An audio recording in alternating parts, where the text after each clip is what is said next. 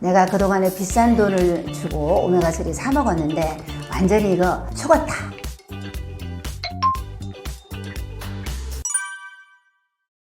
오메가3를 왜 먹어야 되냐면은 딱 단적으로 말하면 세포막의 불균형이 염증 반응으로 일어나기 때문입니다. 이게 무슨 말이냐면 우리 몸은 수많은 세포와 세포로 이루어져 있는데요.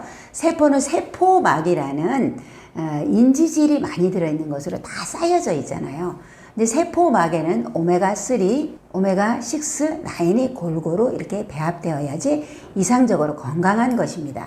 그런데요, 현대인의 식생활이 매우 불균형적이기 때문에 오메가6를 너무 많이 먹고 그 비율이 깨어져 있기 때문에 염증과 통증이 일어나는 그런 원인을 가지고 있습니다. 왜 그러냐면 예를 들어서 과거에 소나 돼지나 닭을 사육할 때 자연 방목을 했죠.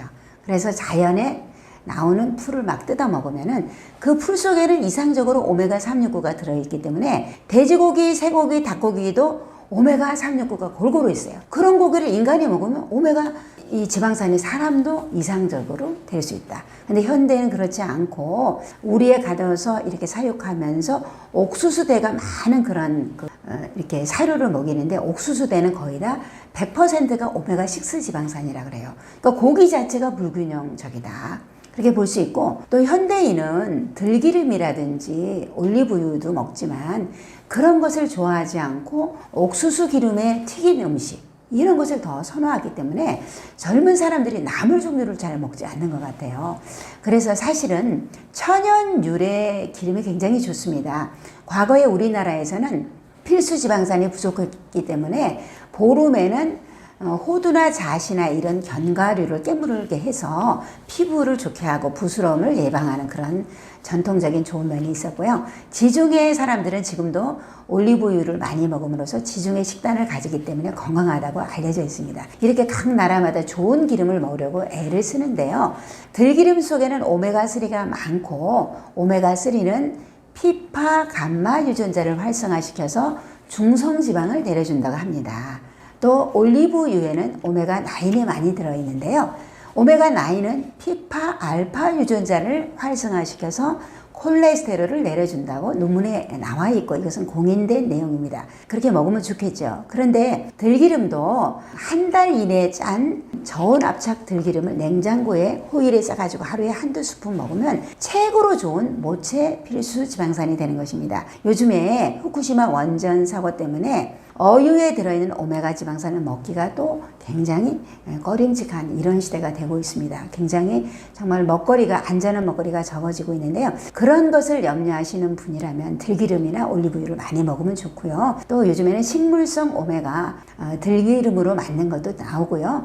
또 아마씨유에도 오메가3가 굉장히 많이 들어있는데 아마씨유는 GMO의 문제가 있기 때문에 천연으로 먹는다면 들기름 종류가 굉장히 좋다고 생각합니다. 그래서 이렇게 오메가3를 충분히 먹는 것이 좋은데요.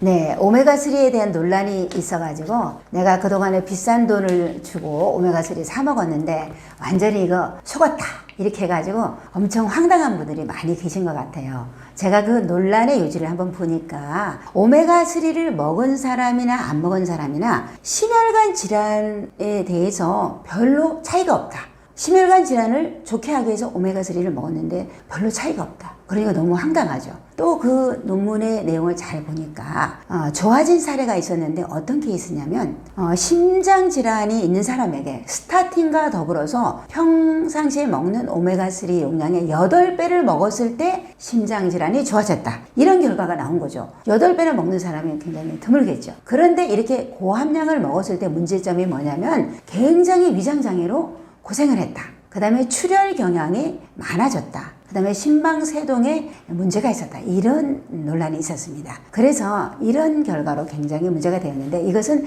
심장질환에 대한 문제지 오메가3 자체가 나쁘다는 그런 생각이 안 듭니다. 이것에 대해서 제가 곰곰이 생각했을 때 한 가지 해법을 제시를 한다면요. 사실 물고기 어유를 이렇게 추출하면 그 속에 오메가3 함량은 약 30% 정도 들어있습니다. 그러니까 30% 정도가 들어있는 이런 오메가3를 먹어서는 지방산은 우리의 인체의 불균형적인 오메가 지방산을 교정하는 데는 굉장히 부족한 함량이라는 것이죠. 제가 그동안에 공부할 때도 우리의 인체를 교정하기 위해서 오메가3를 먹는다면 굉장히 고함량을 먹어야지 효과가 있다. 이런 내용을 익히 알고 있었습니다. 그러면 어떻게 하면 되느냐? 요즘에는 30% 함량의 오메가3는 잘 판매가 되지도 않고 먹지 않습니다. 대개 RTG 오메가를 먹고 있습니다.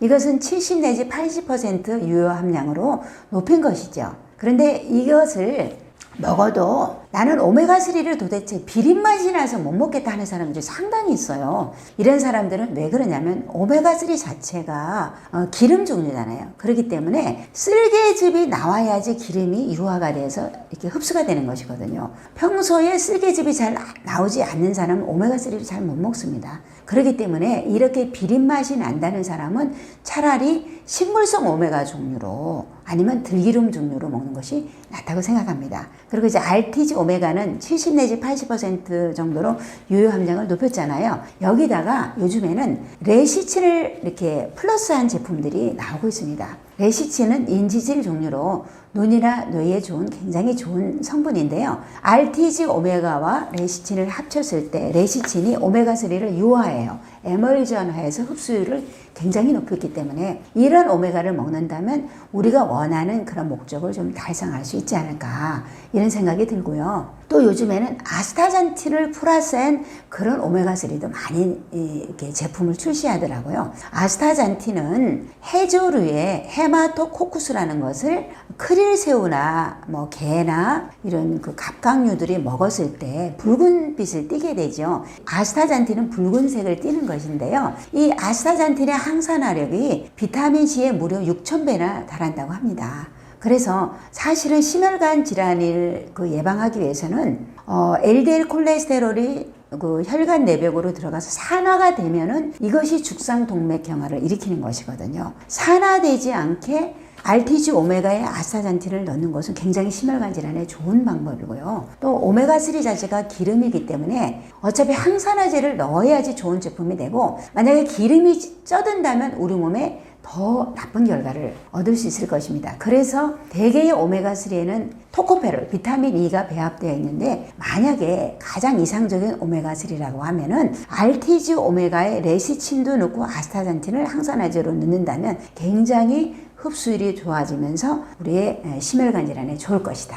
이런 의견을 드립니다.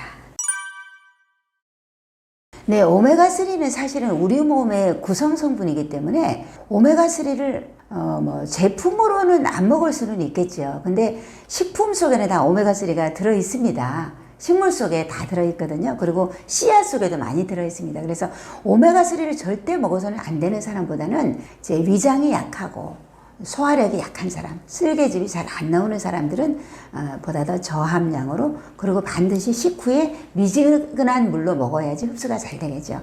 그래서 전혀 이제 비린맛 때문에 못 먹는다면 식물성 오메가로 먹어라 이렇게 말씀드리고 싶네요.